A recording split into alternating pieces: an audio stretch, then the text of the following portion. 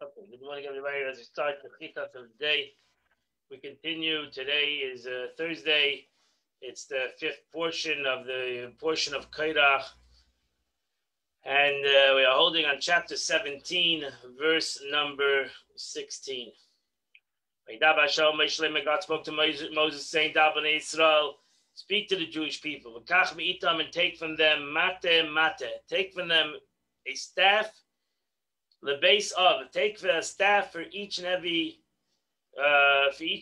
house. Me'es kol nesim, from each and every nasi. The base avoisim to their homes, to their father's home. Shnei masa matis would equal up to 12 staffs. Ish eshmoi tichtam te. Each tribe should write the name of the tribe on their staff. Shem Aaron and the tribe of, and described Aaron's name. Al-Mata Levi, put him on the tribe of Levi. Because we have one stick, one staff per tribe. The Rashi says, even though I divided them into two families, the tribe of Levi, the Kohen, and the Levi, so really the two families out of that tribe. The family of Kohana is separate, and the family of Levi is separate. It is nevertheless one tribe. So the tribe of Levi, the Kohen are part of the tribe of Levi, the Kohanim, but they're part of the tribe of Levi. Verse number 19. It says, take these staffs and put them in the tent of meeting. Before the ark, which I commune with, speak to you from. Verse 20. The staff, the man of the tribe which I have chose will blossom. And I'll calm down and turn away from myself, the complaints of the children of Israel, which they're complaining on me. So I'll show them, and I'll show them. Show and tell. Verse 21. Moshe spoke to Yidden, each and every one gave him a staff. Each one gave him a staff. Shleim awesome mates, 12 staffs. Mate Aaron b'sech matesam, and then he put the tribe of Aaron in the middle of all of them. Rashi says he made sure to put Aaron in the middle. He didn't put it too close to the. They'll say, "Oh, you're putting it very close to the ark." That's why he put it right in the center. And he put all these staffs in the tent before God. Verse 21, 23, it was the next day, Moshe came to the El Moed, and behold, the Aaron staff of the house of Levi had blossomed. He gave blossoms, and sprouted buds, and produced beautiful, ripe almonds. So literal sense, blossom, tzitz. This is the budding of fruit after blossom falls off. And vayigol shkedim, when the fruit was recognizable, they were almonds. A similar expression is found in a child grew vayigmel. This expression is frequently found and used in reference to fruits of trees, that the buds have turned into ripened grapes. Gomal. Now, why did it bear particularly almonds? That is a fruit that blossoms quicker than other fruits, almonds. Likewise, he who opposes the kuna, his punishment comes quickly. We find in the case of Uzziah, and the tzaras shone upon his forehead, so it happens quickly. Tiger uncle is rendered knotted almonds, like a cluster of almonds knotted together, one on top of the other. Verse 24. So Moshe Ben took out all the staffs, and and Israel saw, and each one took their staff. That completes the Chumash for today. We go now to the Tanya of the day. We're going to learn again. We are holding in chapter 9, part number 3. And we are going to learn a very extremely Kabbalistic concept. And that's all you need to do is just listen, let it soak in. Alter Rebbe now briefly explains the various tzimtzumim that had to take place in order and able to the attributes of Atzilus to emanate from the infinite Ein Sof. We're going to learn the secrets of creation. This note will outline the mystical principle of tzimtzum, contractions of Ein Sof's light. For the tzimtzum, God's infinite manifestation was predominant. Tzimtzum caused a capacity for limitation and finitude, which previously had been submerged within its infinite power to be revealed. So it was there, tzimtzum was part of God. Everything's part of God. We mentioned this 100 times already. Everything is part of God.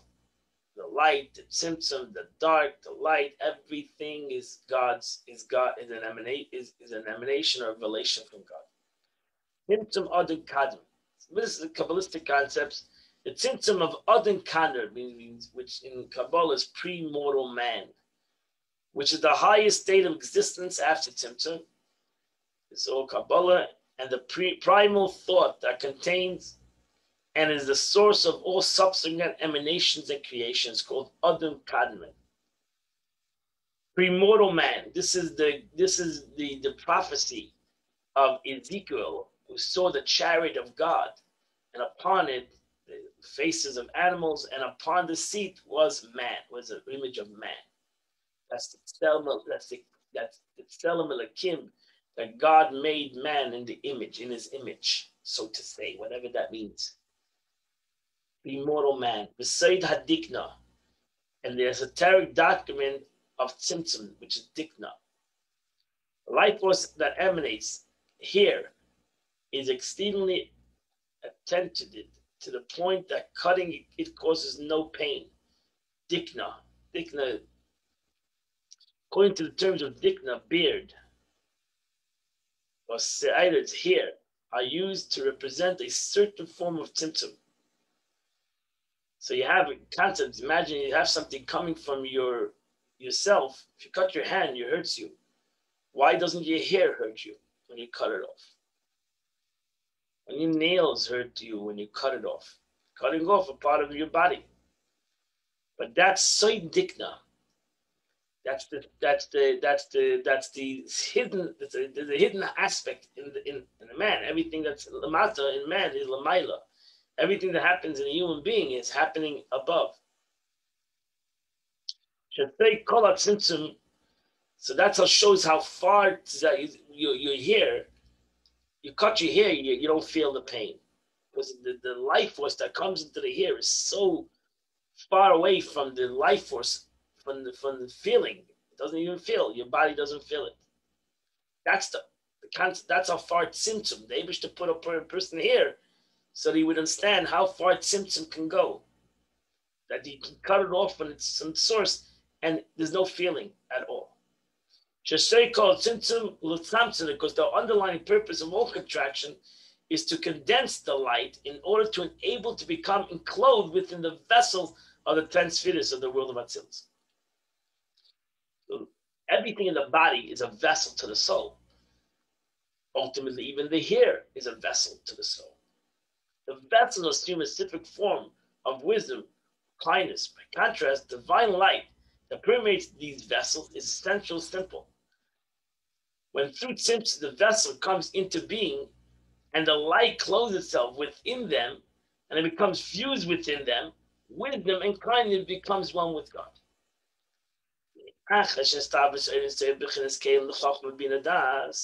It's only after the light of God, Ein Sof, becomes enclosed within the vessels of Chachma and Bina Das, that Maimonides' statement about the Holy One, blessed be He, is in place. He is in the knower. He is the knower and the knowledge and the known.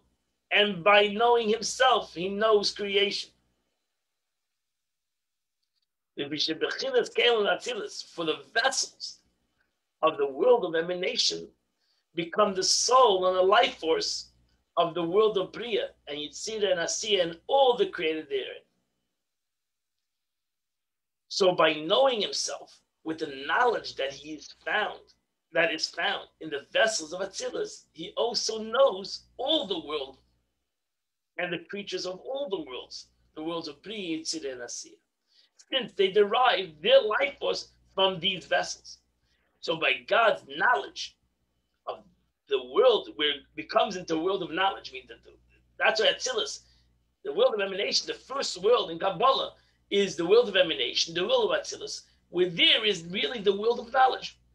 So in the world of knowledge, means that God knows. So that's what the Rambam says, the concept of God, the knower and the knowledge.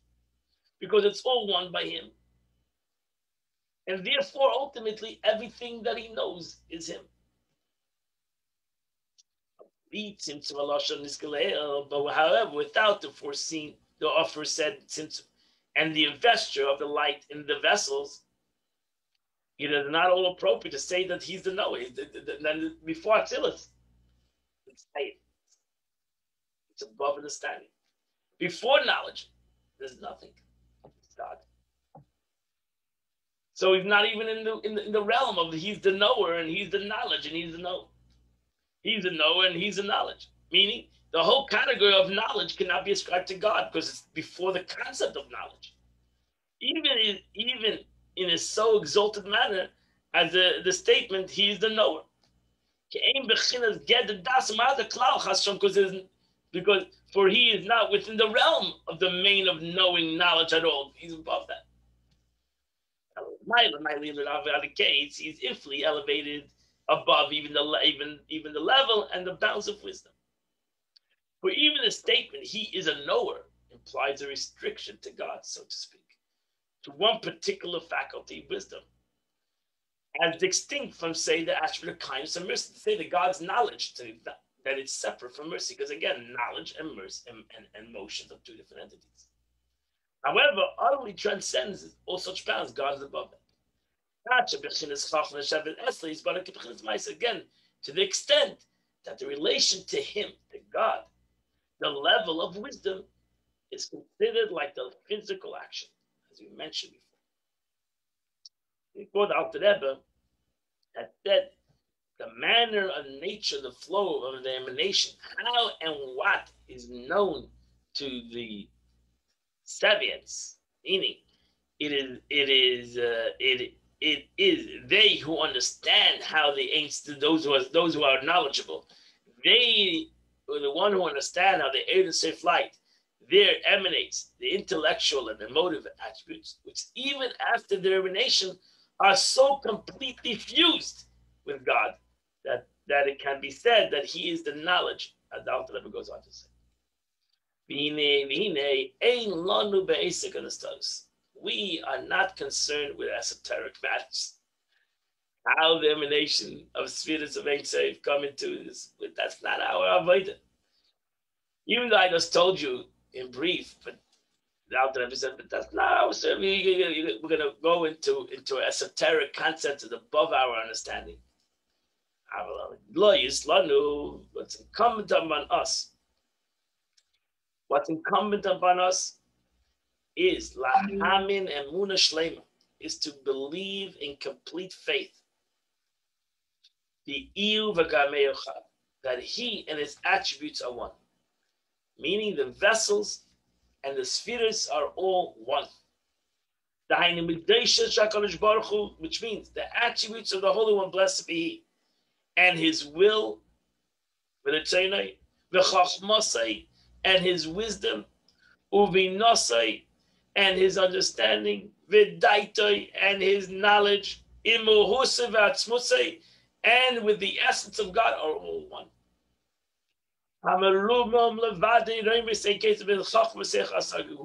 Who alone is exalted by infinite elevations above the level of wisdom and intellect and comprehension of a human being. And therefore,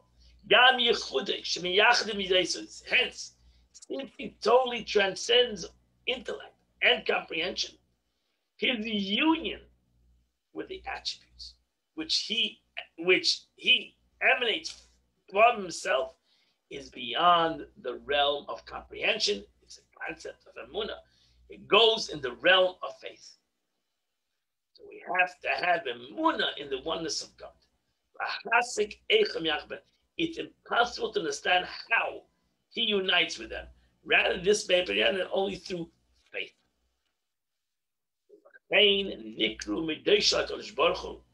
Therefore, in the Holy Zohar, the attributes of the Holy One, blessed be, which are the Sfirot, are called the secrets of faith. Raza de Mehemenusa, the secrets of the Jewish faith.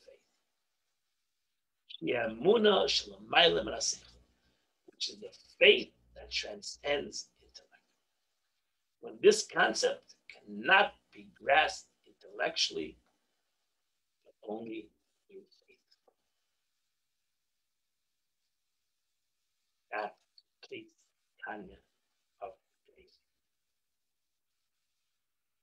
Tillim of the day is chapter 145 till the end of the books. Today is the 30th day, the Chodesh Tammuz, chapter 145, 46, 47, 48, 49, 50, chapter 145 to 101 and 50, and that completes the Tanya. I wish you all a beautiful, wonderful Chodesh. Wish you all a wonderful Chodesh, a Chodesh Tov, a happy month, a wonderful month, a healthy month, a month of joy, a month of simcha, a month the Mashiach will come this month and take us out of Gullus. Yeah. We'll dance towards Mashiach to Kenu, Beheinu, V'yameinu, Mamash. Have a wonderful, beautiful. Amen, amen. Tomorrow morning at 8 a.m. for Chitas of the day. Thank you so much, Rabbi.